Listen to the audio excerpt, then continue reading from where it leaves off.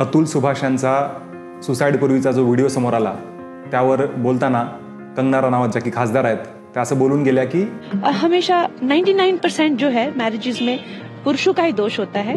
मॅडमने कुठला कसा शोध लावलाय माहिती नाही। जेव्हा अशा कुठल्याही घटना घडत असतात किंवा पारिवारिक काही वाद कलह होत असतात त्यामध्ये एका व्यक्तीची कधी चूक नसते। म्हणतात ना टाळी दोन हातांना वाजते, तर कधी कुणाची असेल तर कधी कुणाची चूक असू शकते। आणि जेव्हा एखादी व्यक्ती न्याय मागण्यासाठी जाते तर त्या ठिकाणी जी व्यवस्था आहे तर ती व्यवस्था जी आहे तर ती सगळ्यांसाठी समान असली पाहिजे, एवढंच या अनुषंगानं खरं तर अपेक्षित आहे।